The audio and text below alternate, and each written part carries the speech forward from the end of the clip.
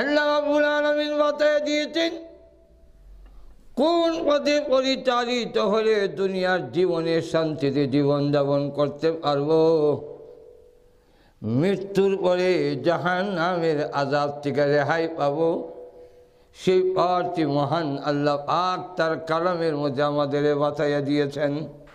সুবহানাল্লাহ, আল্লাহু আকবার। সম্পূর্ণ ওয়াজ না টেনে শুনুন। ওয়াতাওয়াক্কালু আলাইহি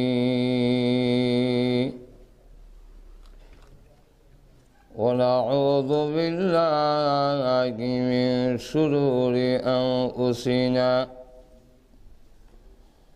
ومن سيئات أعمالنا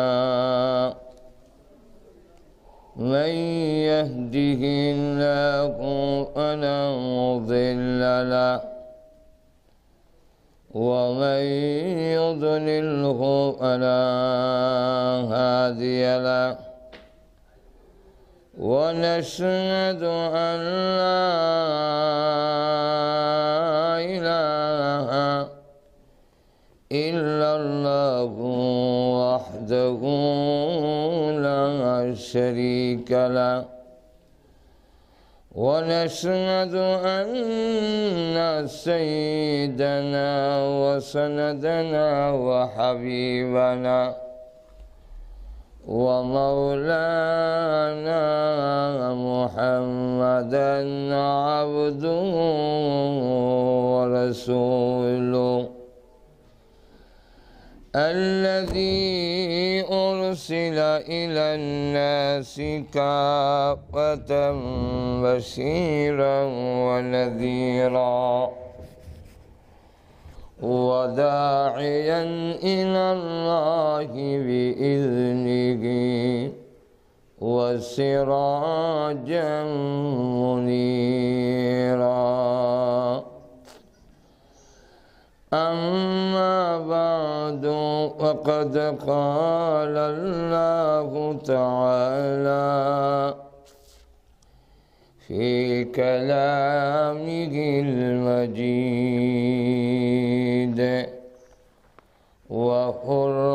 وفرقانه الحميد. أعوذ بالله من الشيطان الرجيم. بسم الله الرحمن الرحيم.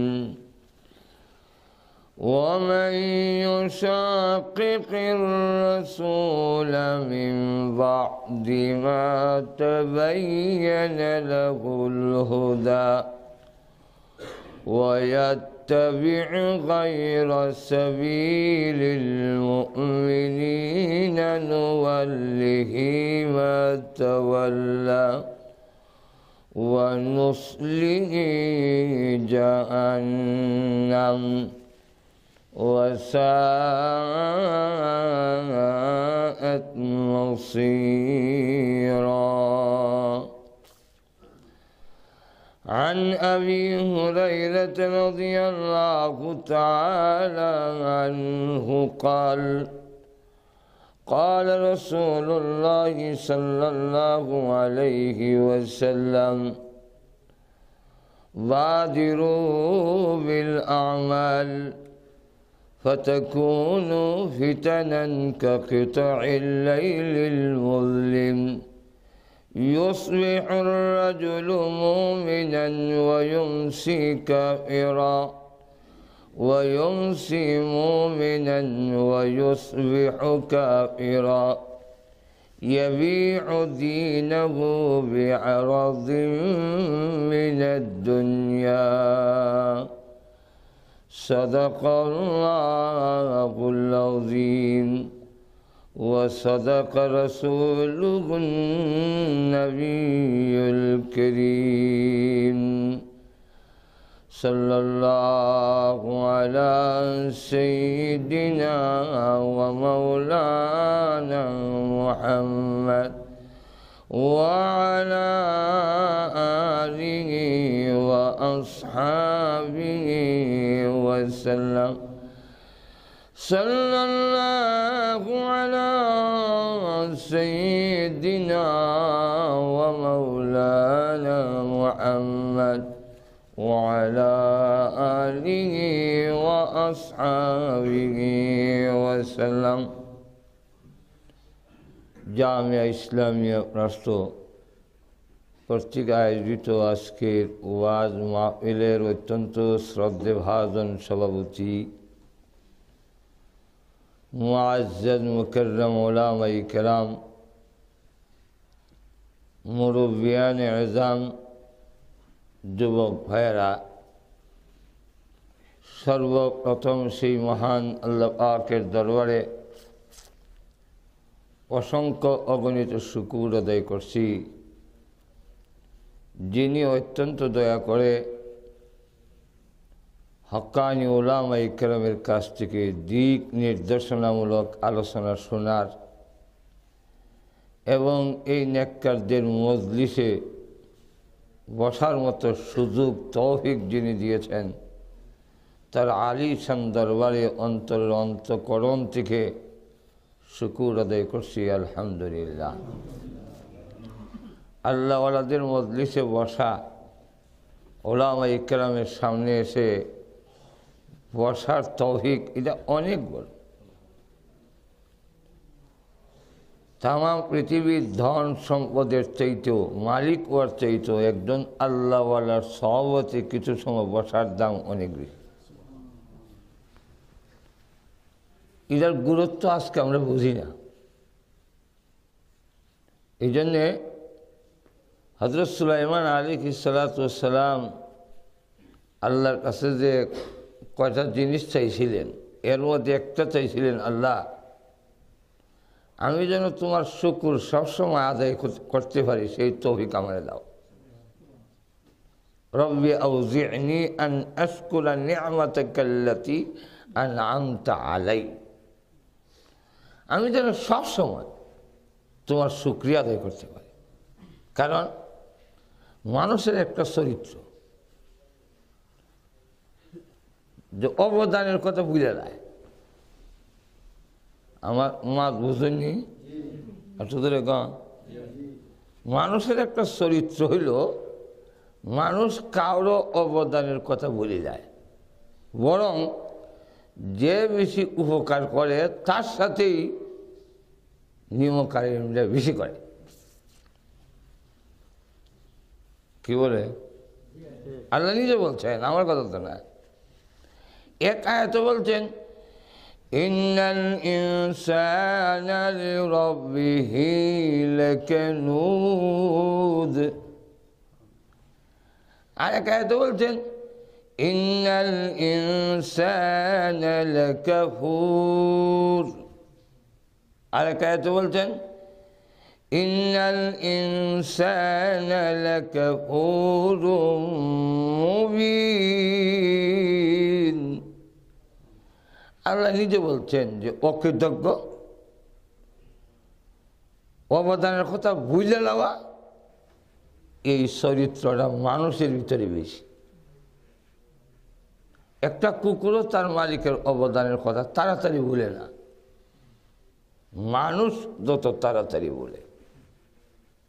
এই জন্যে মওলানা ইসলাম রহমতুল্লাহ যিনি ছিলেন, দোয়ার মধ্যে কইতেন কুকুরে দেখিলে মোরে শরম লাগে তার, কোনো গুনাহ রাখে না সে আমি গুনাহগার। কুত্তাও আমার দেখলে হে শর্মায়, কারে দেখলাম, আমি কারে দেখলাম, সে রাতের মার খাইয়া মালিকের কৃতজ্ঞতা প্রকাশ করতে গিয়া সারা রাত ঘুমায় না, মালিকের বাড়ি পাহারা দেয়। আর আমরা যেই মালিকের বাড়ি থাকি, যার সব কিছু দেওয়া আমি ব্যবহার করি, যার সমস্ত নিয়ামত খাই, উনি ওয়াজার থেকে আমরা ডাহে, আর আমরা নাক দেখতে ঘুমাই, আর কই তোমার দেখাইতাম না। আমার মা মনে বুঝতে অসুবিধা, মার দিনে তো ফজর সময় দেখে আর আমরা ঘুমাই দিলাম, তোর তো কিটা আমি তোমার দেখে সারা দিই তেরা দিলা। ঘোড়ার কথাও বলছেন যে একটা ঘোড়ার উপরে মালিক আরোহণ করে খুব সকালে প্রত্যুষে কুয়াশায় ঢাকা, ওকে যখন অর্ডার দেয় মালিকের উপরে লাগাম টান দেয় দিয়ে তার সংকেত বোঝায় দৌড় দিত। ঘোড়া কোনো দিন কয় না এত শীত আর কুয়াশা স্নো পড়ে আমি পারতাম না, এই কথা কোনো দিন ঘোড়ায় বলে না। তার মালিককে দিয়া দৌড়ায়, ও কৃতজ্ঞ হয় না। কিন্তু আমরা সব কথা ভুলে যাই। আমার কথা বুঝে আয়নি তো কিছু না হয়ে তো দেখ, 1 নম্বর চাইছেন আল্লাহ সবসময় যেন তোমার দেওয়া নিয়ামতের শুকুর আদায় করতে পারি। আমরা এই কথা কইেন না যে ওদের যারা দিয়েছে আল্লাহ তো শুকুর আদায় করতো, আমারও তো আল্লাহ দিয়েছে না তো শুক্রিয়া আদায় করতাম। এই কথা বলার কোনো সুযোগ নাই। একবার আল্লাহর কাছে আক্ষেপ করছিল এক আল্লাহর বলে, আল্লাহ বহুদিন ধরে চেষ্টা করতেছি, এক জোড়া জুতা কিনতারি না, জুতা কেনার তৌফিক নাই। কিছু আক্ষেপ প্রকাশ করছিল, জুতাও এক জোড়া কিনতারি না। মসজিদে গেছে, গিয়া দেখে এক বেড়ার 2 ঠ্যাং নাই। তো সেজদা দিয়ে হইল, আমি যারা কইছিলাম উর্দু করলাম, আমি তো তোমার দরবারে আক্ষেপ প্রকাশ করছিলাম, আল্লাহ এক দুটা জুতা কেনার তৌফিক আমার দিলে না, তো শুকুর কেমন আদায় করতাম। এখন তো দেখি বেটার ঠ্যাং হই নাই, জুতা লাগাইতো কই। ইয়া আল্লাহ, আমি কই ওয়াজ করতেছি, কবরস্থান না জিন্দা মানুষের সামনে, কিছু না তো কইবে। এখন বলেন তো দেখি, যার ঠ্যাং হই নাই জুতা লাগাইতো কই, স্বর্ণের জুতা তাহলে কি? তখন এইবারে কোয়ার সুযোগ আসেনি, জুতা কেনার তৌফিক নাই, আল্লাহ তুমি আমার ঠকাইছ, এই কথা কমানোর সুযোগ আছে? এইখানে যারা বসে আছেন মাঝে মাঝে হাসপাতাল যায়েন, আল্লাহ ওনাদের 2 আমল, প্রতি মাসে একবার হইল কবরস্থানে যায়, একবার হইল হাসপাতাল যায়। তো শুকুর আলহামদুলিল্লাহ অসুবিধি খাইব, কথাটা উদাহরণ পারছি না। একটু খালি চক্কর লাগাই গিয়ে দেখেন, তখন বলবেন আল্লাহ তুমি আমার যা দিছ কিয়ামত পর্যন্ত শুকরিয়া আদায় করতে পারবো না। তো যাই হোক, সময় চলে যাবে। আমি যে জিনিসটা বুঝাইতে চাচ্ছি যে সামনে 2 নম্বর হইল ও আল্লাহ, খালি আমল করলে হবে না, এমন আমল করার তৌফিক তুমি আমাকে দান করো, ওয়া আন আমালা সালিহান তারদা, যে আমল তোমার কাছে পছন্দ হয়। সারা জিন্দেগি ইবাদত করলেও কিন্তু জান্নাতের উপযুক্ত হতে পারবেন না, বেড়াগিরি করার কোনো সুযোগ নাই। বুঝলে আমি 7 চিল্লা লাগাইছি, আমি জান্নাত না গেলে খেলা যাইত। 16 বছর মাথায় হাত পড়ছি, হইয়া তফসির করলাম, ইটা করলাম, ইটা করলাম, কোরআন হলাম, হাবিজে বললাম, কারিয়ান সব করলাম। আমি তো বেড়াগিরি করার কোনো সুযোগ নেই। এই সবগুলো জান্নাতে যাওয়ার জন্য যথেষ্ট নয়। আসতে কইন পুলিশ নিলে আপনার আওয়াজ। কিন্তু আল্লাহর কাছে যদি কোনো আমল কবুল পছন্দ হয়ে যায়, সামান্য হইলেও জান্নাতে যাওয়ার জন্য যথেষ্ট।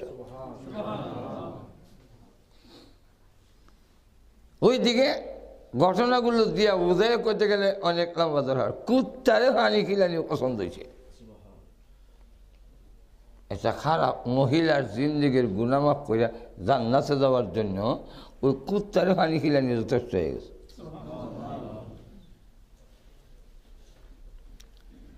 বাজিদ মুস্তামি রাহিমাহুল্লাহ কবরে যাওয়ার পরে একজন স্বপ্নে দেখলেন, জিজ্ঞাসা করলেন, হযরত আল্লাহ আপনার সাথে কেমন আচরণ করছেন? আজকাইলেছি আজকাইলেছি না তো ছুটছেন নি? ছুটে গেছি। কীভাবে ছুটলেন?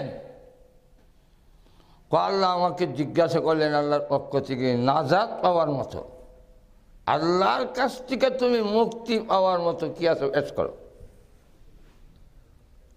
যেরকম ঠিক না?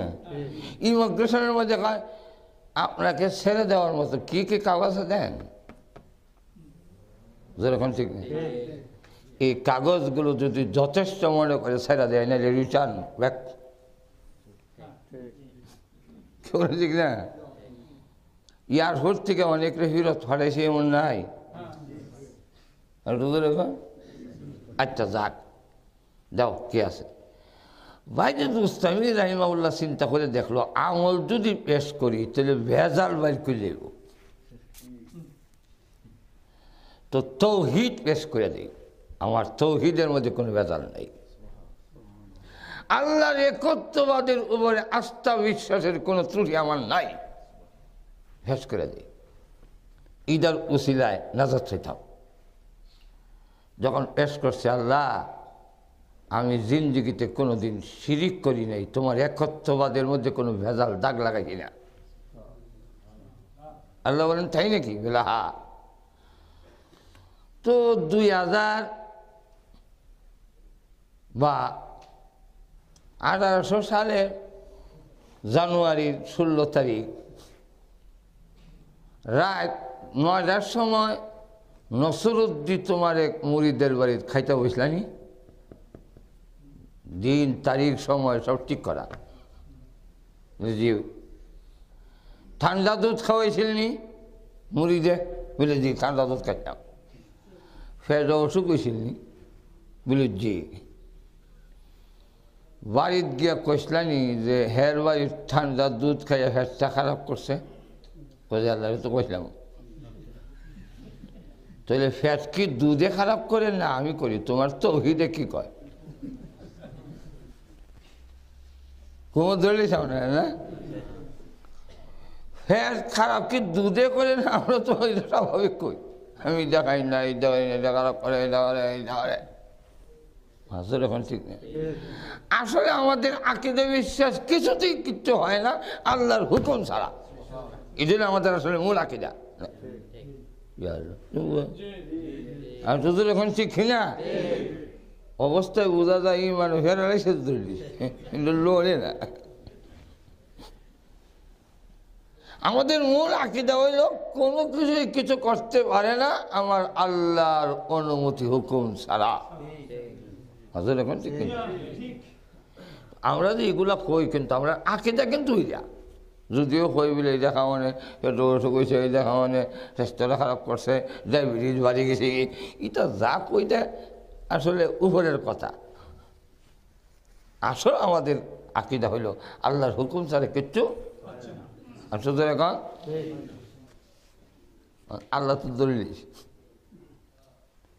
আল্লাহ ফ্যাট তো আপনি খারাপ করেন, তাহলে দুধ রে আমার সাথে না চাক্কুর লাগেনি?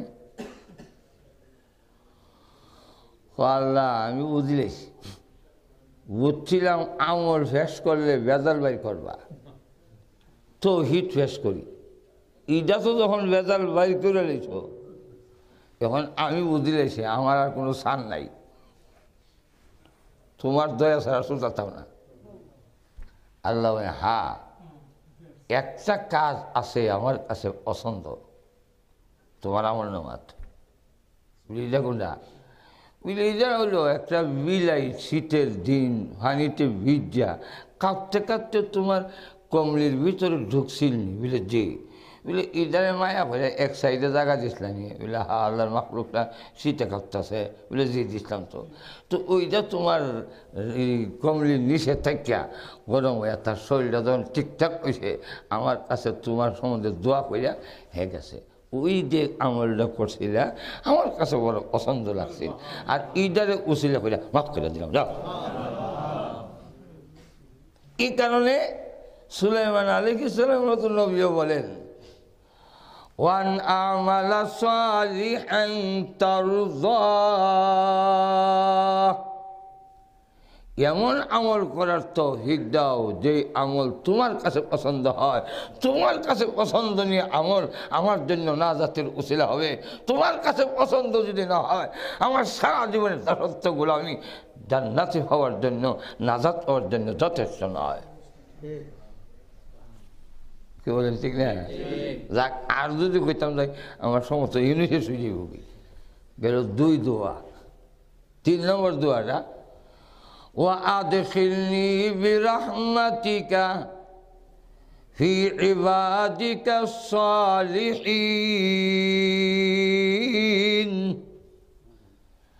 আর আমারে প্রবেশ করাও, অন্তর্ভুক্ত করো আমারে, বিরাহমাতিকা, আমার যোগ্যতায় না, আমি যোগ্যতায় এদের অন্তর্ভুক্ত হতে পারবো না। কথা বলছেন না? আমার যোগ্যতায় ইমাম আবু হানিফার দলে যাওয়া সম্ভব নয়। আমার যোগ্যতায় আমাদের দেশের বড় বড় উলামায়ে কেরাম যারা অতিবাহিত হয়েছেন তাদের অন্তর্ভুক্ত হওয়ার মতো যোগ্যতা আমার নাই। গহরপুরীর দলে তাহার মতো যোগ্যতা যদি মাপকারিতে, যোগ্যতার মাপকারিতে নেয়, আমার মতো লোক তাহার যোগ্যতা রাখে না। এইভাবে বড় বড় আমাদের দেশের মুসায় সব ভাই পড়ি, আমাদের ব্রাহ্মণবাড়িয়ার ফখরে বাঙ্গাল, ইজ্জহুদুর শামসুল্লাহ করি, এই সমস্ত আল্লাহর অলিদের, শাহজালাল, শাহওয়ারান, মঈনুদ্দিন চিশতি, আব্দুল কাদের জিলানী, এদের দলে যাওয়ার মতো কিন্তু যোগ্যতা মাপকারিতে নিলে আমরা পারতাম না। কিন্তু আল্লাহ যদি হয় তাহলে আল্লাহর রহমতে হওয়া সম্ভব। এখন ঠিক। আর আল্লাহর রহমতের বান্দাদের দলে যদি অন্তর্ভুক্তি হইয়া যান, জান্নাতটা নিশ্চিত হইয়া যায়।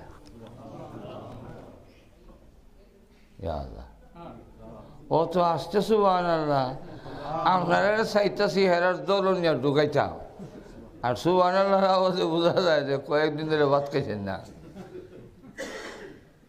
আল্লাহওয়ালাদের দলে যদি আল্লাহর বান্দা যারা প্রিয় আল্লাহ, যাদেরকে বলছেন হ্যাঁ আমার বান্দা, এদের দলের অন্তর্ভুক্ত যদি হয়ে যান, তে জান্নাত যাওয়া আপনার নিশ্চিত।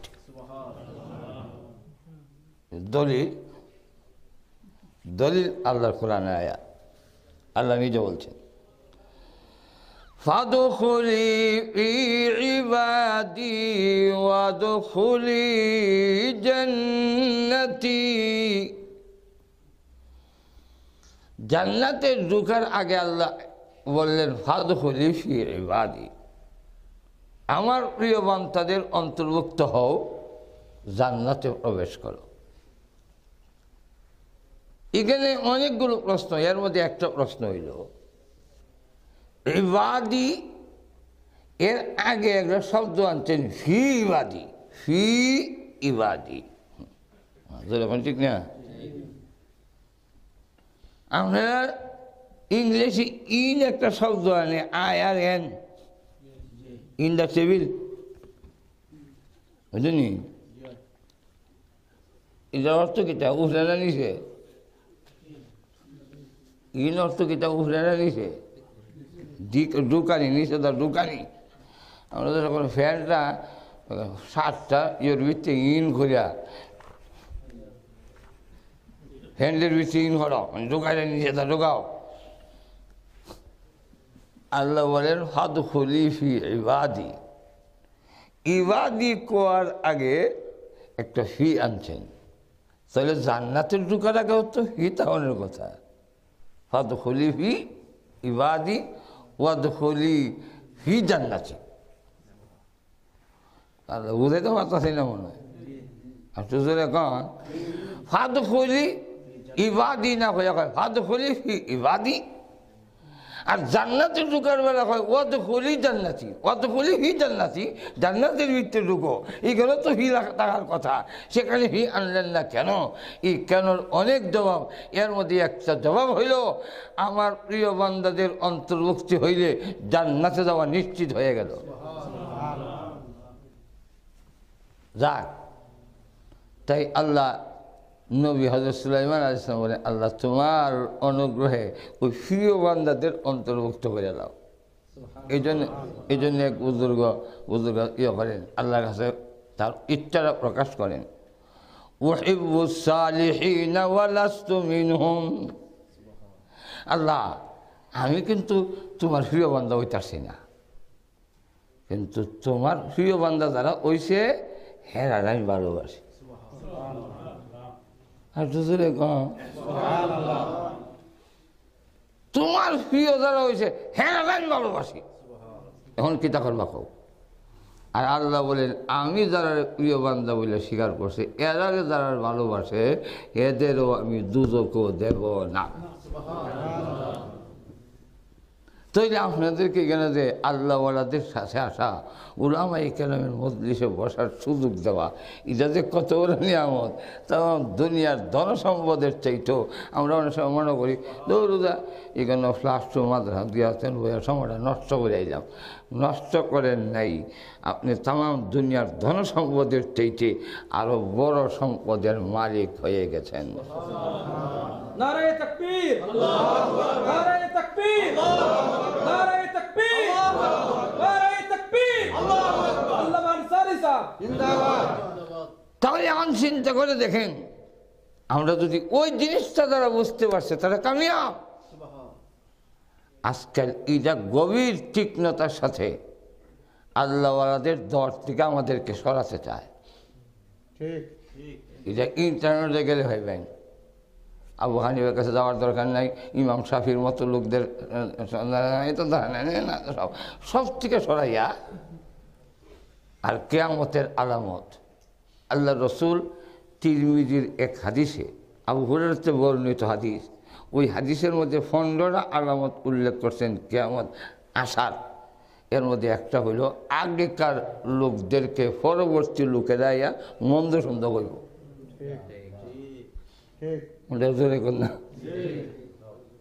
এখন যে সমস্ত লোকেরা ইমাম আবু হানিফার মন্দ হয়, যে সমস্ত লোকেরা ইমাম শাফির মন্দ হয়, যে সমস্ত লোকেরা জাকারিয়া শাইখুল হাদিস জাকারিয়া রহমতুল্লাহের মতো লোকের মন্দ সন্দেহ হয়, যারা এমন আল্লাহর সাথে এমন সম্পর্ক যে আল্লাহু আকবার, তারা আহ কইলে এটা আল্লাহর দরবারে যাইতে আর দেরি হয় না।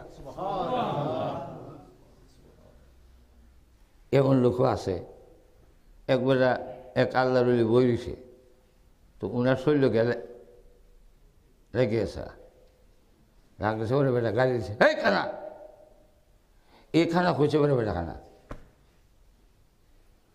তখন তো আর ভালো হয় না। তুই একজন লোক জিজ্ঞাসা করছ তুমি অন্ত ওইসো কীভাবে? বুঝলে আমি তো একবার শৈলকে লাচ্ছি মানে রেগে গেছে, লাত মারি দিছি, মানে তার কোনো গুরুত্ব দিছি না। হতে এক কাম করো বুঝলে কি যা, বুঝলে যেভাবে হোক এইবারটা শৈলকে আবার লেগে দেবা, তো ভালোই যাবা, বুঝলি দেখো বুঝলে হ। তো দেখে না তো একজন লেগে গেছে, ওই বারটা বলিস কেন যাইতেছে, তো কান্দাত গেছে বলে ওই খানা দেখতে আইস, তো খানা দেখবো কেমনে, ওই যে কইছে খানা দেখতে আইস, ওই দেখতে আস কইতে গেল সব ক্রিয়া।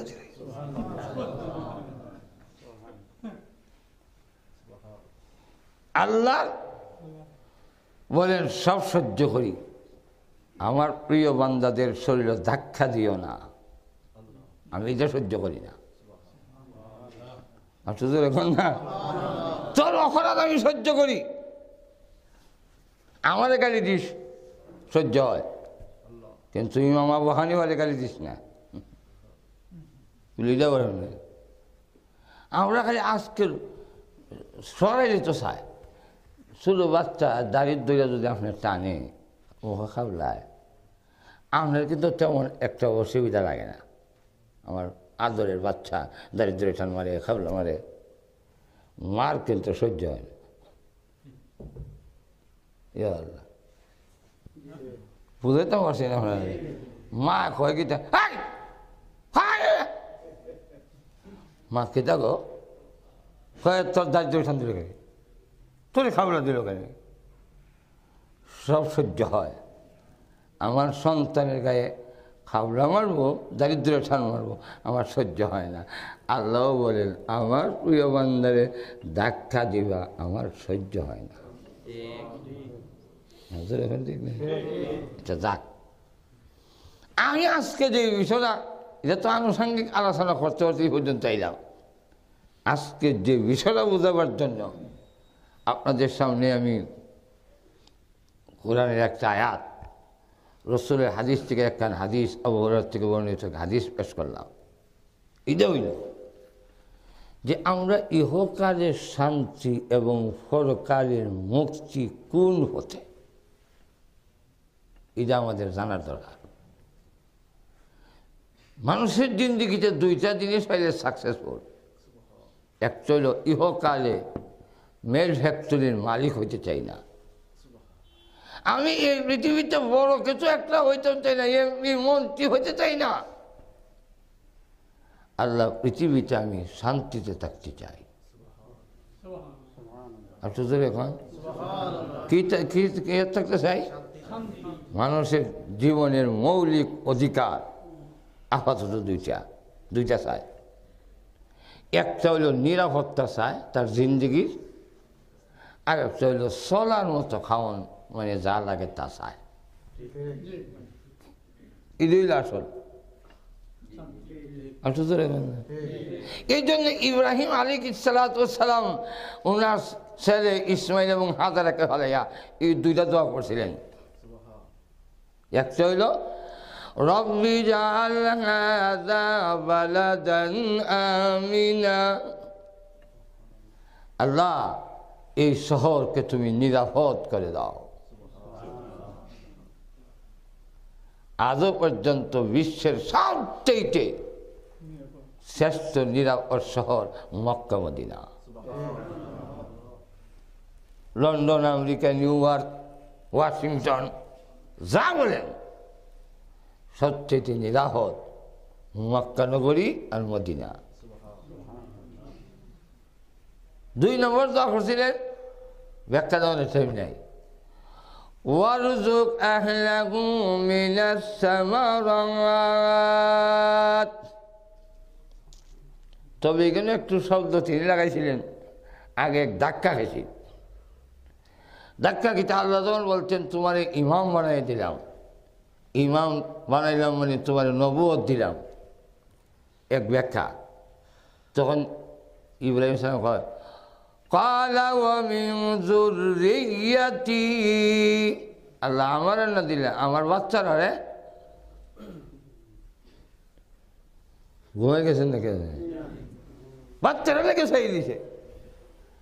আল্লাহ তখন বলেন এইভাবে তোমার সব বাচ্চারা সাউন্ড শিখেছে না। লা ইয়ানালু আহদিয যালিমিন,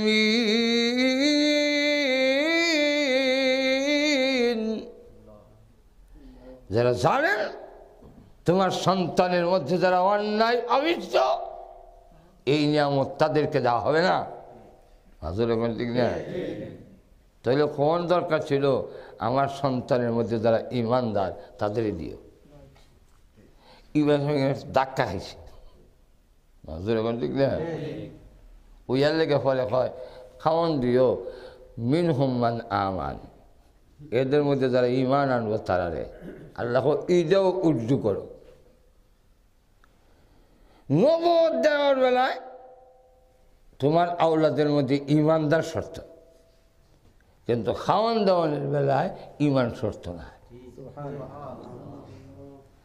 খাওয়ান দাওয়ানের বেলায় সবাই দিব বানাইছি আমি খাওয়াম আমি, আর তুদের এখন না। এলাকা আমরা দেশে একবার শাইর গজল গাইতো, ইবারা হইতো আর কি, যে বানাইছে সে খাওয়াইবে কোরআনের বাণী, তার কাজেতে তোমার কেন মাথা গামানি।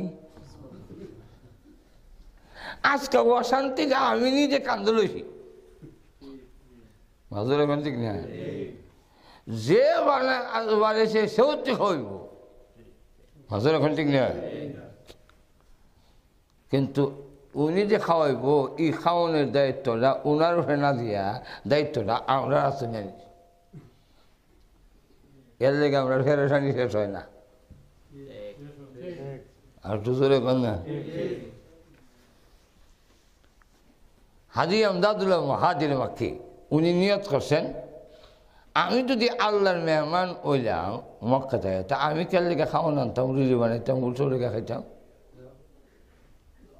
যেই দেখতে আনছে এই নৃত্য খাওয়াইব, আমি খাওয়ানোর কোনো জিনিস নিতামও না, খাইতামও না, উনি খাওয়াইত। আল্লাহ অত সহজেই তোমার এক করে রসগোল্লা আইনা খাওয়াইতাম না, উনিও খাইত না। আর আল্লাহ অত তাড়াতাড়ি খাওয়াই না আমি একটু, আমারও যখন লাগে 1 দিন 2 দিন 3 দিন 11 দিন হয়ে গেছে হাজি আমদাদুল্লাহ মহাদ্দিকের খাওয়ান নাই, খায়ও না।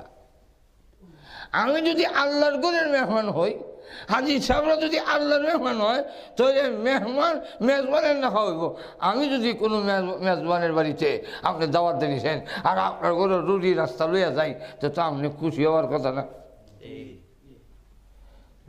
আপনার অসুবিধা লাগতেছে, আপনি আমার দাওয়াত দিয়েছেন আজকে রাত আমার না খাইয়েন, তা আমি কিছু গুস্ত রুটি সাথে করে লেগে গেলাম, আপনি কি তা খুশি হবেননি? হুজুর আমি আপনার মেহমানদারি করার জন্য দাওয়াত দিলাম, আপনি যদি ইটাই লই আইলেন, তাহলে আমার দাওয়াতের আয়োজন করার অর্থ কিটা? আজ আমাদের মহাদিন মক্কি হয়, আল্লাহ যদি দাওয়াত দিয়ে আনলো কাবা করো, আমি কেন লেখা খাওয়ার লই আইতাম? এক হুজুর এক আর কি। আমরা বসুন্ধরা ঢাকার এক হুজুর ছিলেন, মূল বাড়ি সিরাগাং, মুফতি আব্দুর রহমান সাহেব। উনি আবার মক্কাত গেলে কোনো মানে ডাইল খাওয়া, ওই শুধু মাছ খাওয়া, আলুর চাটনি খাওয়া, এটা না। উনি উন্নত মানের খাওয়ান সবসময় মক্কার কাছে খাইতেন। এর কারণ হলে উনি বলতেন যে মেজবান যেমন বড়, খাওয়ানটাও এমন বড় হইত, নাইলে সান রক্ষা হয় না। উন্নত মানের খাওয়ান খাইত। তার বাদ যদি আলুর ভর্তা খাই, তবু কি তার এইটা হাস কেনে? আচ্ছা দেখ, ওই দিকে গেল আমার সময় দেব। এমন লক্ষ্য করে দেখেন, একদিন এমন দুর্বল হয়েছে, ত্বক করছে আরেকবার কাপড়ও হারা হয়ে গেছি, ওই যে ত্বক করে দিয়ে হেরাম, তো সেইবারে মারছে সর খাইয়া হয়ে অজ্ঞান হয়ে গেছি। কারণ 11 দিন ধরে হন নাই, একবারে বিছনা সাইট, আর ত্বক করার মতো যোগ্যতা নাই, বিছনা থরে দিয়েছে। দেখে এক লোক বড় ডিশ দিয়া উন্নত মানের খাবার লইয়া ঢুকছে, যার চেহারা দেখলে বোঝা যায় নুরানি চেহারা। তো দিলেন যে হুজুর আপনার জন্য হাদিয়া পাঠাইছেন, খান।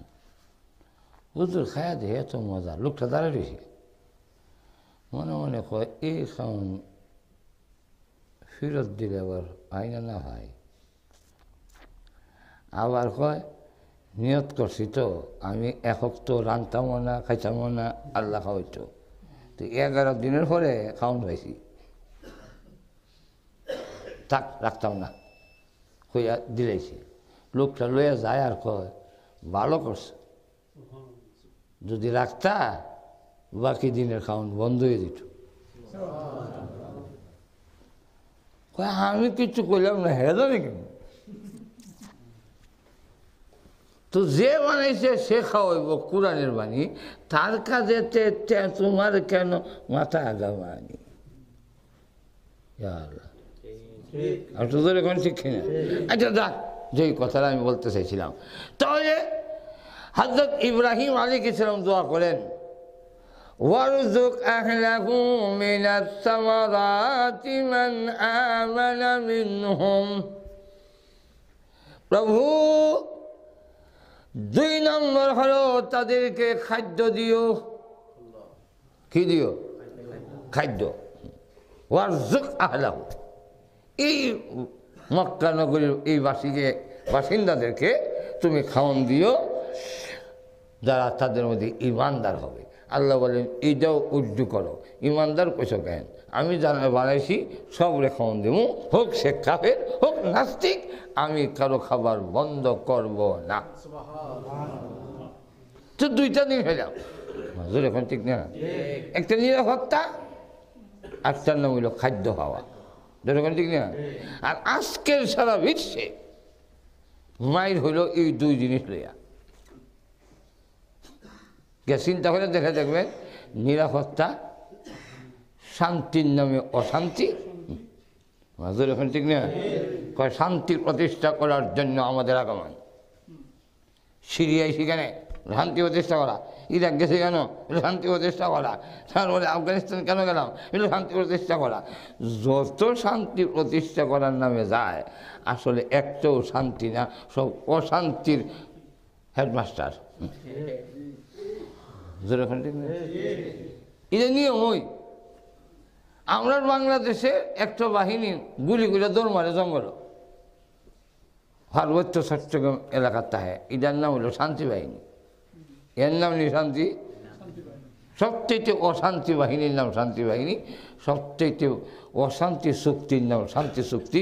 যেটা বেশি মোষ কানন এলাকায় গোতায় ফদবাই করণ লাগে, গাঞ্জা খায়, লম্বা চুল রাখছে, তারা কোনো সুন্নতের মানে রেশও নাই। ইদিকে দেখবেন নাম দিয়েছে সুন্নি। যেরকম ঠিক না? যারা হাদিস 4টার মধ্যে একটা মানে আর 3টা বাদ দিলা, এ হয়েছে আলে হাদিস। সব খালি উল্টা আল্লাহ কারবার।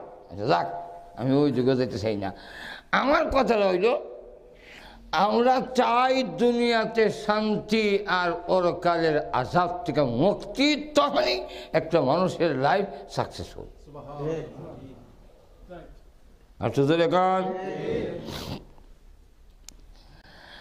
আল্লাহ রাব্বুল আলামিন বাতায় দিয়েছেন কোন পথে পরিচালিত হলে দুনিয়ার জীবনে শান্তিতে জীবন যাপন করতে পারবো, মৃত্যুর পরে জাহান্নামের আযাব থেকে রেহাই পাবো।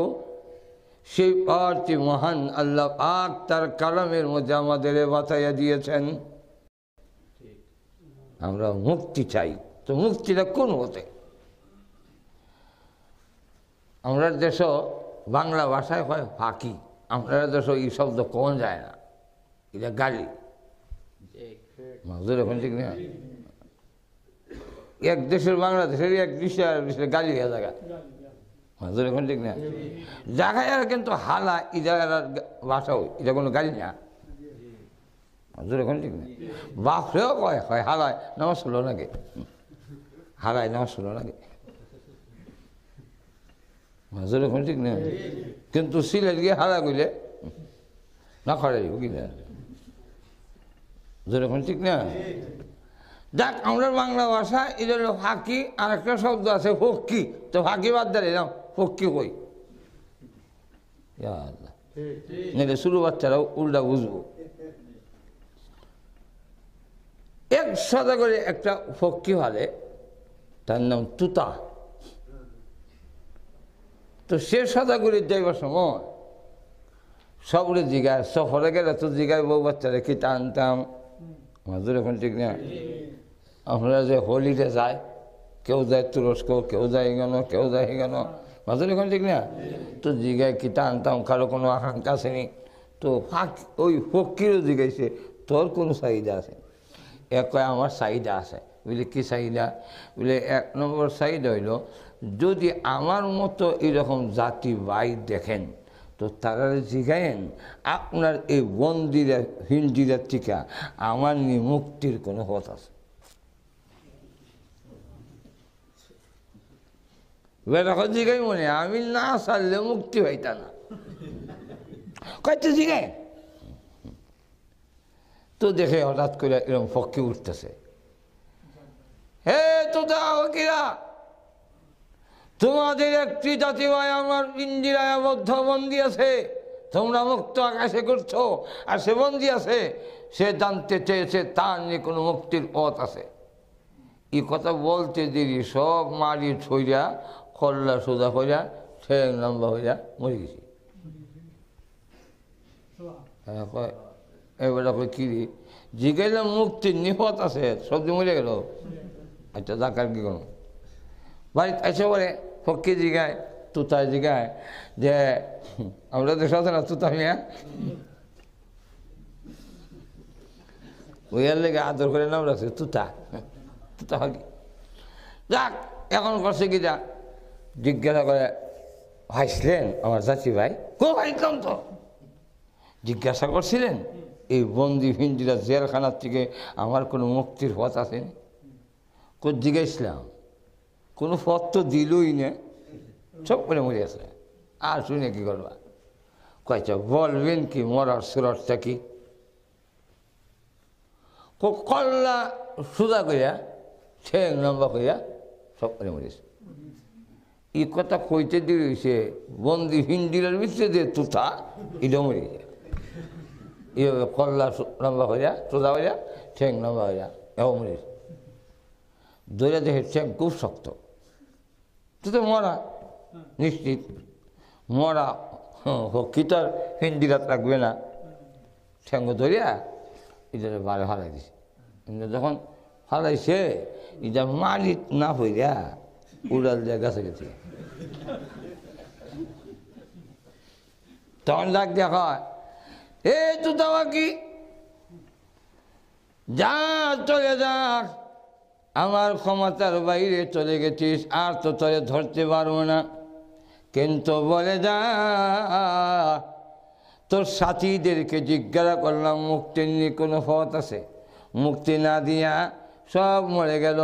তোর কাছে বললাম তুইও মরে গেলি, এখন জিন্দা হইছস কেমনে? তুই তাও কি জবাব দেয়, না মালিক, ওরাও মরে নাই, আমিও মরি নাই। ওদেরকে যখন জিজ্ঞাসা করেছিলে মুক্তির নিয়ে কোনো পথ আছে, তখন তারা এইভাবে জমিনে পড়ে আমার ইশারা দিয়ে বুঝাইছে, মুক্তি যদি পেতে চাস মরার আগে মরার সুরত ধর, বন্দি পিঞ্জিরা থেকে তুই মুক্তি পেয়ে যাবি। এর লেগে তো আমি জিজ্ঞেসি, এটা কিন্তু মস্ত বিষয়ের মধ্যে ঘটনা আনছেন। এটা আমার এখন তুই তো হকিয়ে হয়, তোমার দুধ খোলা খাইছি না, এটা তোমার একটা নসিহত কইরা যায়। হকিও ভালো নসিহত করে, এক হকির দর্শে হকিয়ে মালিক রে হয় সাইরা দিবানি তিনটা নসিহত করুন স্বর্ণ অক্ষরে লেখা রাখার মতো। কয় যদি গুরুত্বপূর্ণ হয় সাইরা দেবো, এইভাবে বলবো না, তিনোটা খয়ে দিলে তো আমার হাতে আর কোনো ক্ষমতা থাকবে না, তুমি না সারলে আমি আর সুরতাম না। অতএব একটা হাতে বলবো, একটা গড়ের ছাড়ে গিয়ে বলবো, আর একটা গাছের ডালে বলবো। বল গুরুত্বপূর্ণ হইলে ছেড়ে দেবো। নম্বর 1, জীবনে কারো অসম্ভব কোনো আশায় বিশ্বাস করো না, তাহলে জীবনে ঠকবা না। আর যদি অসম্ভব কারো আশায় বিশ্বাস করো, খালি ঠকবা ছাড়া জিতবা না।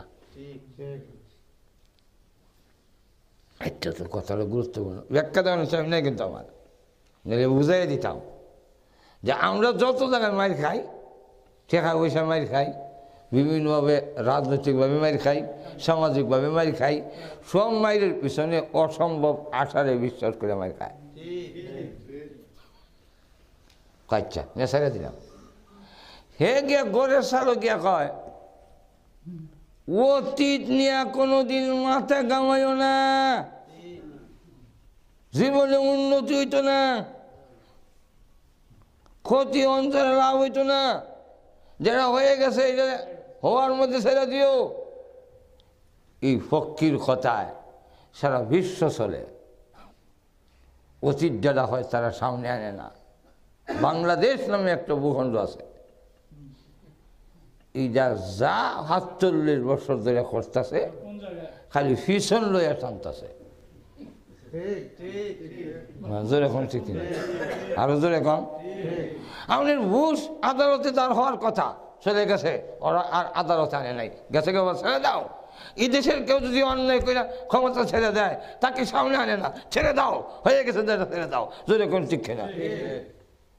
কিন্তু বাংলাদেশে ৪৭ বছর আগে কি হয়েছিল না হয়েছিল, কে মুক্তিযোদ্ধার না, এর থেকে হয়েছে কিটা যেটা রাজাকার না এটা রাজাকার, যেটা মুক্তিযোদ্ধা না এটা মুক্তিযোদ্ধা। ঘুমে গেছে এখন মুক্তিযুদ্ধ হয়ে গেছি। এখন যারা মুক্তিযুদ্ধের গেঞ্জি লাগাই স্লোগান দেয় এটা হ্যাঁ মার রু আছে না, এটা রুহের জগৎ আছে, তো হ্যাঁ মুক্তিযুদ্ধ হইল। আর যারে রাজাকার কইছে হে রাজাকার কিন্তু হান্দাবি দেখছই না, যেমন আমি তো হান্দাবি দেখছই না, তে রাজাকার হইতাম কইটিকা, হান্দাবি গাও দেই ঠিক না। যাক, এত বছরের পিছনের জিনিস নিয়ে টানাটানি করতে গিয়া থাইল্যান্ড আর বাংলাদেশ একসাথে স্বাধীন হয়েছে, কিন্তু থাইল্যান্ড অনেক গুণ আগে গেছে, বাংলাদেশ অনেক পিছিয়ে গেছে। ঠিক না কেন অতীত লইয়া আপনার জিন্দগি তো বউয়ের তেল হরাই ভাঙি দিয়েছে, বস্তা পড়তে যাত্রা লাগছে, তেল হরাই দেখেন আচ্ছা ফলাই দিছে, তখন চাপড়াইলে দাঁত ফলাইলে তেল আইব, আলহামদুলিল্লাহ হয়ে সারিয়ে দিতেন, আলহামদুলিল্লাহ ইসলামের বিধান হইলে আলহামদুলিল্লাহ হয়ে সারিয়ে দাও। বাচ্চা একটা দিন গ্লাস থেকে আপনার তো শরীর আছে মার্শাল্লাহ, আর্থিক গ্লাস করে ভেঙে গেলে আলহামদুলিল্লাহ এটা কয়, আর আপনার তৌফিক আছে তো লেগে হই। আর বাংলাদেশে আমরা বাচ্চারা একটা গ্লাস ভাঙে এর ওষুধ আর গুজ্জু উড়ায়, পারলে কিলা বলবো আচ্ছা যাক, এগুলো কমানোর টাইম নেই, সময় ধরে দিতেছে না, অসুবিধা হইতেছে ছেড়ে দিতাম নি। আর একদিন আসি এসো বিদায়, আবার যদি হায়াত থাকে তেন না হইতেন, আর আপনারাও যদি হায়াত থাকে আমি হইতাম, মাঝে এখন ঠিক না। তাহলে আর একদিন ওয়াজ আছে আমার আগামীকাল মাইল্যান্ড মসজিদও ওয়াজ, এটা হলো শেষ ওয়াজ, হয়তো এমন হইতে পারে জীবনের শেষ, হইতে পারে না আল্লাহ, হয়তো আপনি থাকবেন না, নাও থাকতে পারে, আর আমিও নাও থাকতে পারি। আর আমি তো গেছিলাম, আমি নিজে নিজে বিদায় ধরে রেখেছিলাম, অন্যরা থেকে না নিল, মন থেকে বিদায় দিয়েছি, মনের দিক থেকে রেডি হয়ে গেছি যাওয়ার জায়গা। আর এমন একটা সময় আসে তখন আপনার যাওয়ার কথা আইলে দুঃখ লাগে না, কেন জানেননি? যখন দেখবেন আপনার আশেপাশে যারা ছিল সব গেছে কি, তখন আপনার মনে হইব তখন থেকে জায়গা তো গেলে গা আমরা উজুরে হাইমু, ওই নাজুদ্দিন কাসিমও গেছে গিয়া, ওই স্যার আমি তো গেছি গিয়া নাই বিলে না গেলাম কিনা ঘুমাই গেছো কেন একবেলা বিলে সবে কদর, খালি কথায় কথায় আয় কইতাম নি না কিতা, সবে কদর হাই লেছি তো দোয়া করছে। এবেলা 3 বার চুল দাঁড়িয়ে সাদা হয়েছে আবার কালো হয়েছে, 3 বার দাঁত পড়ছে আবার উঠছে, মরে না। তো জিজ্ঞাসা করলেন যে আপনার এই অবস্থা কেন, চুল সাদা হয় আবার আবার নতুন করে কালো হয়, দাঁত পরে আবার উঠে ইদিক দিয়া, বুঝলে সব কদর খাইছিলাম আর দোয়া করছিলাম, বুঝলে আল্লাহ হায়াত বাড়াই দিও, তার ঘুমটা হইতেছিল না, হায়াত বাড়াইতো ওহন কিতা, বুঝলে ওহন আর থাকতে ভালো লাগে না, বুঝলে এখানে বুঝলে আমার সাথে যারা আছে এটা তো নাই, ওহন যেটা আছে এটা আমার অনেক নিচের নাতিপতিও না, ফতির ফতি আর কিতা জানে, এটার সাথে আমার সমাজ ভালো লাগে না, কেন লেগে দৌড়া করছিলাম তখন থেকে দৌড়ই ভালো। যাক সংক্ষেপ করে যাই, আগামীকাল কোন ওয়াজ যাইবেন তো ইনশাল্লাহ, সুযোগ থাকলে ওজন কইতো না কিনে সুযোগ থাকলে ইনশাল্লাহ যাইতে না দিয়েছেন তো। আচ্ছা তো 2 নম্বর অতীত যারা হয়ে গেছে এটার আর সামনে আইন না, সকল মাছ সামনের দিকে ভাগ দেয়, আর একটা মাছ পানিটা যায় আঙ্গুল দিয়ে ধরতে গেলে যেই পরিমাণ সামনে যায় এর থেকে 10 গুণ ফিসের দিকে লাফ মারে, এটার নাম হইল চিংড়ি মাছ, আপনারা দেশ কিংহুরং। ঈশা ইয়া আল্লাহ ঈশা আমার জানেন না মনে হয় ঈশা আমার সামনে থেকে হিসে যায় বেশি কারণটা কিটা হয় ইটার যারা হিসে তাহনের কথা ইটা এসে উপরে সব মাছের পায়খানা তাহে নিচে আর ঈশা মাছের পায়খানার গাছটি হইল মাথার উপরে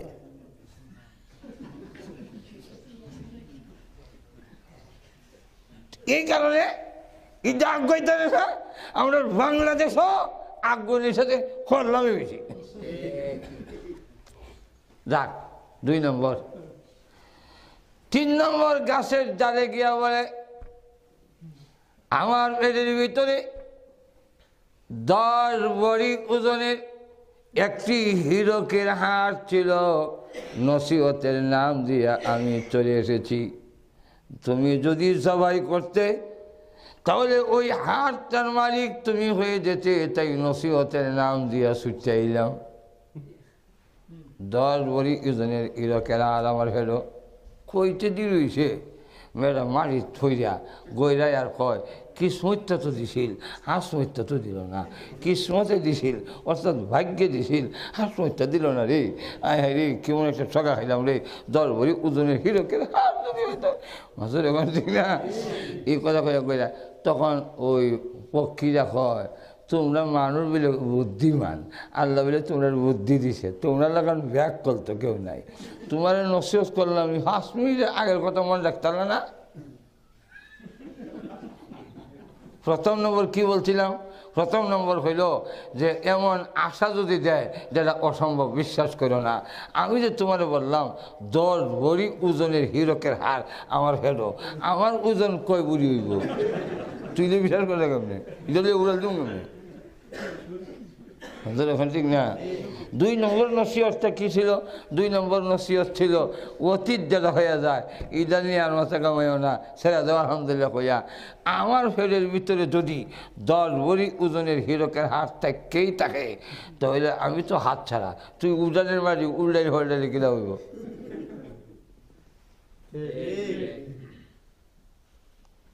তো ওই সদাগরের তুতা ওকে মনে আসেনি এ সদাগর তোমারও দুধ ভাত কলা খেয়েছি তাই তোমার একটা উপকার করা যায় হাদিস রয়েছে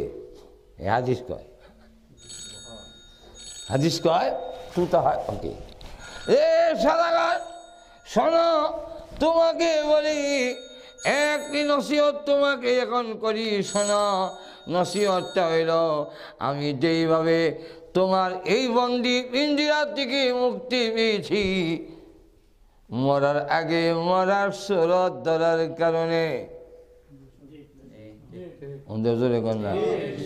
রে মালিক তুমিও যদি দুনিয়া নামক এই বন্দি পিঞ্জিরার থেকে স্বাধীন জিন্দিগি পেতে চাও মুক্ত জিন্দিগি পেতে চাও যেই জিন্দিগির নাম হবে জান্নাতি জিন্দিগি যেই জিন্দিগিতে নিষেধ নাই যেই জিন্দিগিতে এক বিয়ার মধ্যে থাকো অথবা বড় জোর সাইটটা তো যাও না ক্ষমতা নাই ওই আটি ভেঙে দেবে রাখবে নিষেধ আছে এটা খায়ও না এটা বৈধ অবৈধ কিন্তু জান্নাতের ভিতরে না বিয়ার মধ্যে কোনো সীমা আছে না খাওয়ার মধ্যে কোনো নিষেধাজ্ঞা আছে স্বাধীন জিন্দিগি হবে একমাত্র জান্নাতের জিন্দিগি ধরে এখন ঠিক কিনা আরো ধরে কন সেই জিন্দিগি যদি পেতে হয় তাহলে আমি যেইভাবে মরার আগে মরার সুরত ধরার কারণে তোমার বন্দি পিঞ্জিরার থেকে মুক্তি পেয়ে গেলাম তুমিও মরার আগে মরার সুরত ধরে নাও তাহলে এই বন্দি জিন্দিগির থেকে মুক্তি পেয়ে জান্নাতের স্বাধীন জিন্দিগি পেয়ে যাইবা তাহলে হেরার কাছ থেকে নসিহত হওয়া এখন ঠিক তাহলে আমরা চাই মুক্তি কোন হতে এখন ঠিক না সকলের দাবি মুক্তি পেতে চায় কিন্তু শান্তিও পেতে চায় কিন্তু শান্তি হয় না মুক্তিও হয় কিনা যে হতে চলছি মুক্তি হওয়ার আশা করা যায় না এক কবি বলছি তো কুজা ও সুন্নতে আহমদ কুজা মুখে মুখে বর্ডার করবার লেগে তো বেড়া রসুলের বেলায় রসুলকে আমরা মানি হুবহু মানি একবার 100% সব দাবি, কিন্তু সুন্নতের সাথে কোনো সম্পর্ক নেই। মাঝে এখন ঠিক না? তো কুজাও সুন্নতে আহমদ কুজা বা মুহাম্মদ কাইবত নিসবত তোরা, তুমি কোথায় আর নবীর সুন্নত কোথায়? মাঝে এখন ঠিক না? সময় এই জন্য শেষ, 10টায় তোমার নামাজ, এই জি 10টায়। তো এই জন্যে এখন মুক্তি কোন পথে আল্লাহ পাক আমাদের বাতায় দিয়েছেন। যদি তোমরা ইহকালে শান্তি পেতে চাও আর পরকালে মুক্তি পেতে চাও, তাহলে আমি এক মডেল, এক নমুনা দিয়েছি, যেই নমুনার নাম মুহাম্মদ সাল্লাল্লাহু আলাইহি ওয়াসাল্লাম। সে তাকে ফলো করো, তাকে অনুসরণ করো। তার খেলাফ যারা যাবে, তার বাহিরে যারা যাবে, তার পথকে যারা অনুসরণ করবে না। এবং 2 নম্বর হইল সত্য মিথ্যা, কোনটা সত্য কোনটা মিথ্যা, কোনটা হোক আর কোনটা না হোক, এটা আমি আল্লাহ কোরআনের মাধ্যমে সুস্পষ্ট করে দিয়েছি। যেরকম ঠিক কিনা? আমার আয়াতে বলেন যে মাইয়ু শাকিকের রসুল মিন বাদি মা তাবায়্যানা লাহুল হুদা। হুদা মানে কোরআন। হুদান আমি কোরআন দিয়ে আমি হেদায়েতের রাস্তাকে পরিষ্কার করে দিয়েছি। হেদায়েতের রাস্তা পরিষ্কার। আর তো জোরে কম। হেদায়েতের রাস্তা পরিষ্কার হওয়ার পরে রাসূল সাল্লাল্লাহু আলাইহি ওয়াসাল্লাম স্বীকৃত যে মুহাম্মদ সাল্লাল্লাহু আলাইহি ওয়াসাল্লামের জীবন, তার লাইফের মধ্যে কোনো কলঙ্কের স্পট নাই। কেউ কলঙ্কের স্পট সত্যিকারভাবে দেখাইতে পারবে না। যদি আবুল তাবুল বলে, এটা পাগলামি। আর তো জোরে কম। রসুলের জীবনে যারা চরম পরম দুশ্মন, আবু জাহেল, আবুল আহাব, উতবা, সাইবা, ওয়ালিদ ইবনে মুগীরা, এরাও রসুলের জীবনের চরিত্রের মধ্যে কোনো দাগ দেখাইতে পারে নাই। আর তো যদি এরা কইল নইলে কোন কথা কই কোনটা না, ফেলে বিতে খালি গুলাগালি করতেছে। লক্ষ্য করেন, রসুল একদিন পড়তেছে হামিম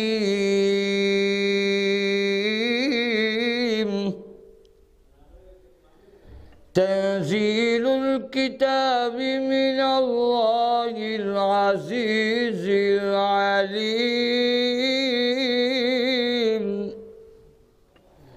আর রসুলের চরম এবং পরম দুশমন আবু জাহিলের সম পর্যায়ে বড় গোষ্ঠীর লিডার, তার নাম ওলীদ ইবনে মুগীরা, খালিদ বিন ওলীদের বাপ। খালিদ বিন ওলীদের নাম শুনছেন? খালিদ বিন ওলীদ রাদিয়াল্লাহু আনহুর বাবা, তার নাম ওলীদ ইবনে মুগীরা। সে রসুলের চরম এবং পরম দুশমন। সে উপস্থিত, রসুল পড়ে আর মাঝে মাঝে তার চেহারার দিকে ছায়া দেহে, চেহারার মধ্যে আসর করতেছে পড়ায়। আর রসুল ঘুরাই গাড়ি খালি পড়ে উড়ে গেছি। রাস্তায় গিয়ে হয় মোহাম্মদ যে কি পড়ে কলজার ধরে লাগে। নেতা যে উদ্দূর কইছে, সারা দেশে ছড়াই গেছে ওলীদ ইবনে মুগীরা মুহাম্মদের দলে চলে গেছে। আবু জাহেল শুনে হয় সর্বনা, সে তো সারা দেশের মধ্যে একটা কিয়ামত হইব, হে গেলে আমি আমার আদঙ্গে যাব। তো গিয়ে উত্তেজিত করার জন্য কয়, কি রে ওলীদ, এই হইলে টাকা পয়সা ভাইয়া বুঝলে মোহাম্মদের দলে গেছে না। তো কোনো বড় পয়সাওয়ালার যদি গিয়া পয়সা পয়সা খায় বলে এটা হয়েছে হচ্ছে এগুলো সে চুকিয়া যায়। হাই বেটা কি তা খোঁজ না, আমি গেছি না। তো গেছো না, যদি আমার লোকদের সামনে প্রকাশ করো, করতে সবরে ডাকো। কুরাইশের সবরে ডাকছে, এক জায়গা জমাইছে। জমাইছে বলে ভাইয়েরা আমার ভাষণ দেয়, মুহাম্মদ তোমাদের জমিন, তোমাদের দেশে, তোমাদের জায়গায় জন্ম হইয়া এরপরে আস্তে আস্তে শুরুর থেকে বড় হয়েছে, যেরকম ঠিক কিনা? তোমরা এবার বলো তো দেখি, 40টি বৎসরের ভিতরে মুহাম্মদ জীবনে কোনোদিন মিথ্যা কথা বলেছে? এক বাক্যে সব ডাক দেওয়া হয় না। তাহলে মোহাম্মদকে মিথ্যাবাদী বলা যায়? না না, কখনো মোহাম্মদকে মিথ্যাবাদী বলা যায় না। হে কুরাইশবাসীরা, তোমাদের আগে মোহাম্মদ বড় হয়েছে, এবার বলো মোহাম্মদ জিন্দিগিতে কোনোদিন কোনো ফাগলামি করার মতো কাজ করছে? যাকে ফাগলামি বলা যায়, বুঝলেন না? তাহলে মোহাম্মদকে কি পাগল বলা যায়? বুঝলেন না? না, পাগল নয়। হে কুরাইশবাসীরা, তোমরাই সাক্ষী দাও, মোহাম্মদ জীবনে কোনোদিন কোনো কবিতার লাইন আবৃত্তি করছে? বুঝলেন না? তাহলে মোহাম্মদকে কি কবি বলা যায়? বুঝলেন না? তখন যারা একটা তো কইতাম হইব। ইয়া আল্লাহ, ঘুমাই গেছেন কেন? একটা তো কইতাম হইব, লোকজন কাজ কাজে গেলে একটা কম লাগতো না? মোহাম্মদের কাছ থেকে লোকজন সরাইতে গেলে তোর কইতে হবে, কিতা কইতাম কই? তখন ওলিদ ইবনে মুগিরা কয়, মোহাম্মদ পাগল নয়, মোহাম্মদ জাদুঘর, তার কথার মধ্যে জাদুর আসর। তাহলে এক বাক্যে ওলিদ ইবনে মুগিরার সামনে ভাষণ দিয়েছে সকলে, এক বাক্যে যে মোহাম্মদ পাগল নন, মোহাম্মদ জাদুঘর নন, এই কবি নন, মোহাম্মদ মিথ্যাবাদী নন, এগুলো এক বাক্যে সাক্ষী দিয়েছে। কোন কাফেরদের পক্ষ থেকে আবু জাহেল, আবু লাহাব, উতবা, ওলিদ ইবনে মুগিরা সহ এমনকি আব্দুল্লাহ ইবনে উবাই ইবনে সালুল, মুনাফিকের সর্দার সহ কেউ বলতে পারবে না মুহাম্মদের চরিত্রের কোনো কলঙ্কের দাগ আছে। তাহলে মুহাম্মদের চরিত্রের দিকে তাকাও, তোমার ব্যক্তিগত জীবন, পারিবারিক জীবন, সামাজিক জীবন গ্রহণ করে দেখো, একবারে রাজনীতি পর্যন্ত জোরে করে দেখ না, তাহলে দেখবে সব জায়গায় শান্তি আর শান্তি, অশান্তির লেশও থাকবে না। আচ্ছা, রসুলের সাথে আম্মাজান আয়েশা সিদ্দিকা যদি দৌড় দেয়, দৌড় প্রতিযোগিতা, কেন হাস করব? বলা আসতে গেলে বোঝা যায় আপনারা সন্দেহ আছে। আরে রসুলের লম্বা ছিলেন না, খাটো ছিলেন না, কিন্তু রসুলের চাচা আব্বাস রাদিয়াল্লাহু আনহু ছিলেন 10 ফুট লম্বা, গুড়াত বইলে ওনার পাও মাটিতে লেগে থাকতো, কিন্তু রসুলের কাছে দাঁড়াইলে রসুলের মাথা উঠে থাকতো। সবচেয়ে বড় হালুয়ান আরবের কুস্তিকার, বুখারীর মধ্যে হাদিস আছে, লুকা না, তার সাথে কেউ কুস্তি করে হারে না, কুস্তের পাহাড়। রসুল দেখাই গেছে, ভাই কয় কুস্তি করে দেখি কার ক্ষুধার শক্তি বেশি। রসুল কয় যাত্রাজাতি করবে নাকি আল্লাহ হারাইছে না? না, রসুল তো দুর্বলতা দেখায়, হেয়ার ভাই শেষ পর্যন্ত রসুল যখন ধরে দিব, এমন সময় রসুল তাওয়াদা তার হাতের কবজি ধরিয়া সরখি যেভাবে ঘুরায়, ঘুরায় ছেড়ে দিছে, হে দেখে লাগলে লতি দেওয়া যায়, দেখি তারে। তখন কয় মোহাম্মদ, আমার ভগবান আমার দিকে দৃষ্টি ছিল না, এই কারণে এই পরাজয় রয়েছে, তো এইবার আবার একটু সুযোগ দেন। রসুল বলেন, তোর অগল ভগবান মিলাইলেও আসছে না, কারণ রসুলের গায়ে এই পৃথিবীর 4000 পালোয়ানের শক্তি আল্লাহ দান করছিলেন। নবী সাহাবী একজন ছিলেন সালমা ইবনে আকওয়া, উনি মক্কা থেকে দৌড় দিত, মদিনায় গিয়ে খাল হইত, মাঝখানে শহীদ নাই। আর আসতে কোন সুবহানাল্লাহ, কয়শো মাইল গেছে জানেন? 250 মাইল, 400 কিলোমিটার এক দৌড়ে। আরবের তাজি ঘুরা ওনার সাথে দৌড়ে হাঁটতো না, এমন এক দৌড় দিতেন। সেই সালমা ইবনে আকওয়া রসুলের সাথে তো দৌড়ে হারবার কথা না, কিন্তু দেখা গেল আম্মাজান আয়েশা বলেন 2 বার দৌড় দিছি, একবার রসুল দিচ্ছেন, একবার আমি দিচ্ছি। বুঝলেন?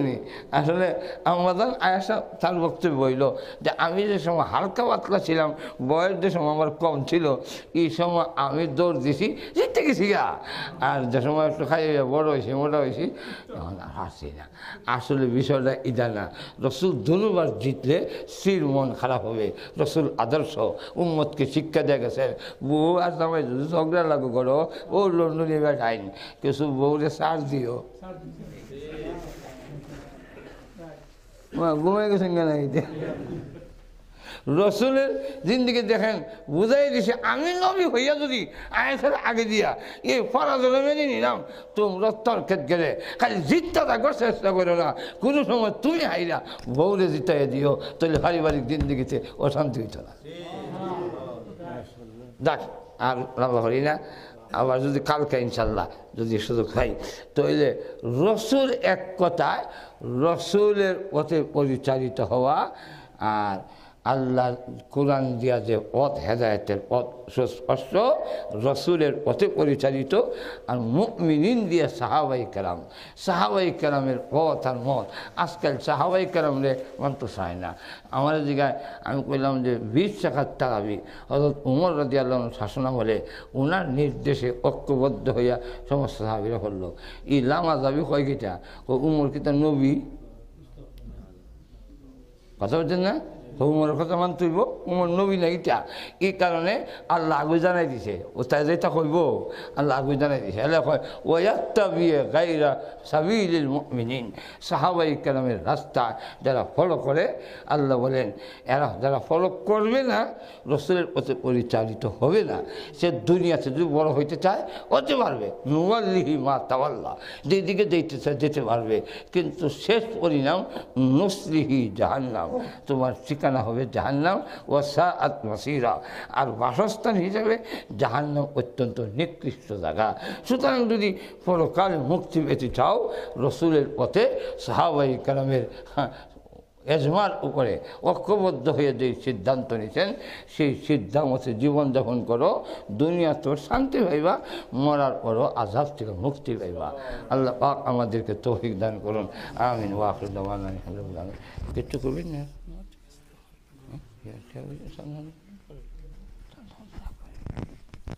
আলহামদুলিল্লাহ,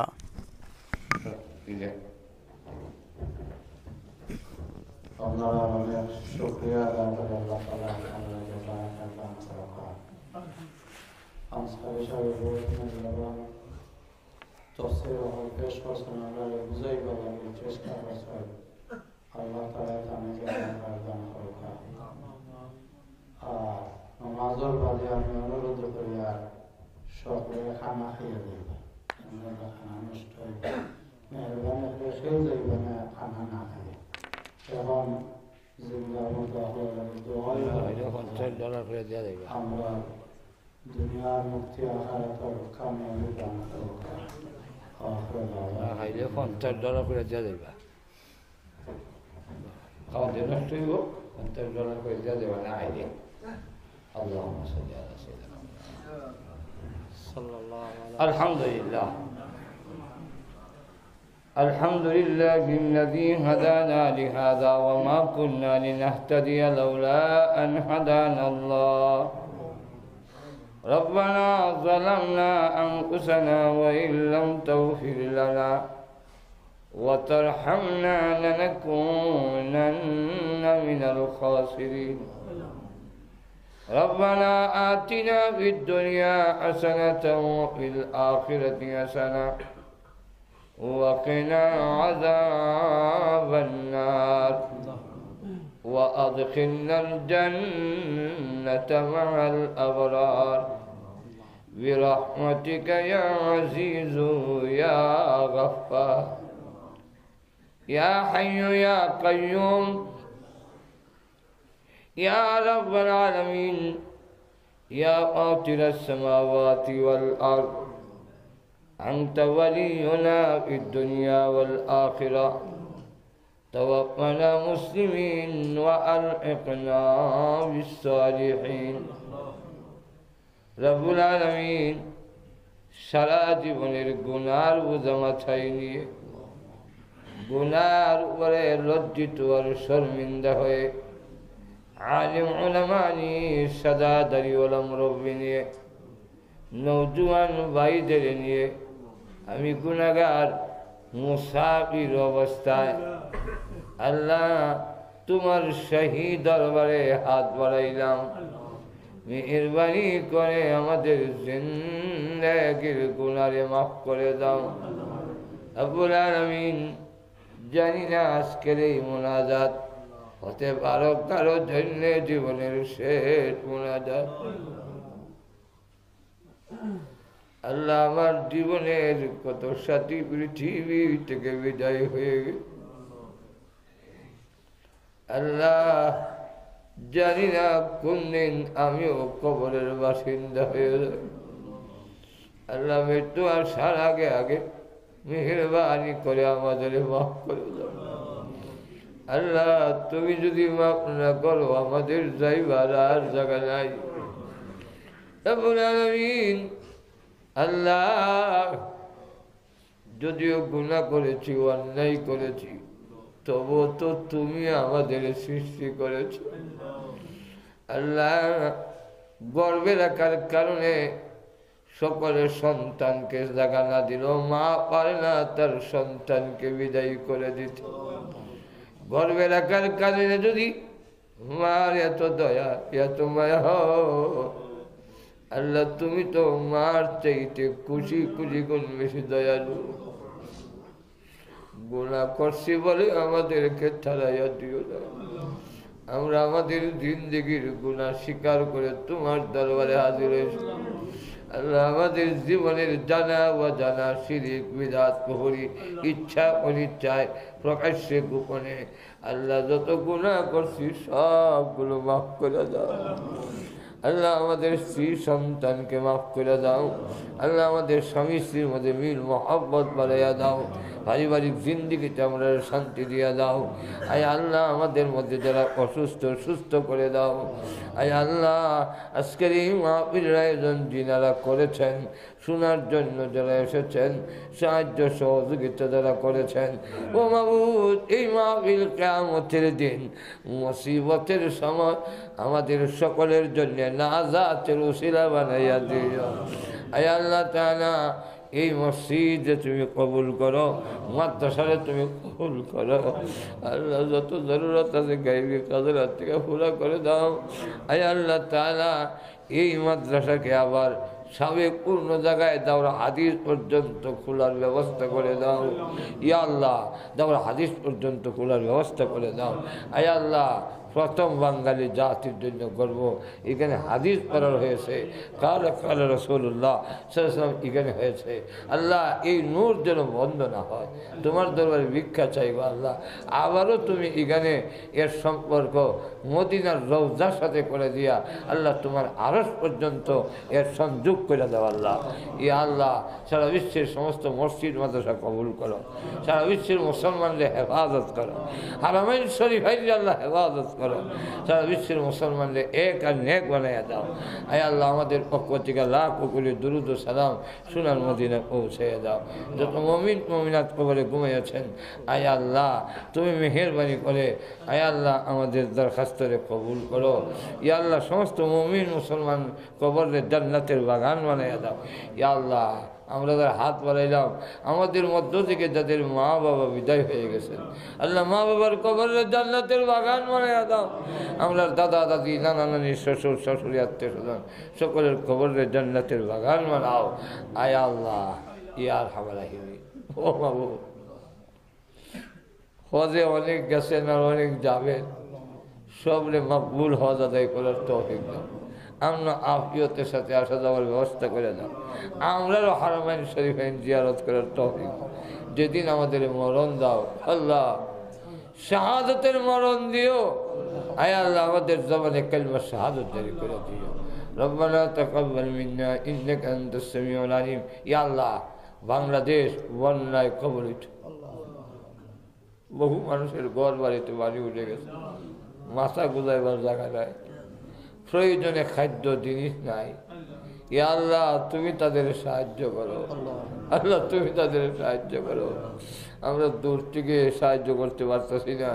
ইয়া আল্লাহ তুমি তোমার কুদরতে তাদেরকে বিপদ থেকে উদ্ধার করো, বাংলাদেশের বন্যা পরিস্থিতি দূর করে দাও। ইয়া আল্লাহ শান্তি প্রতিষ্ঠা করে দাও।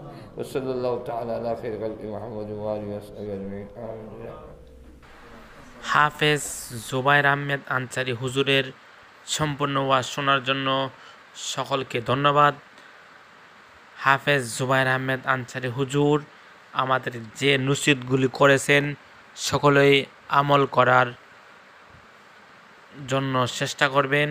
আল্লাহ তাআলা সকলকে সে বুঝ দান করুন। সকলেই আমিন বলে যাবেন।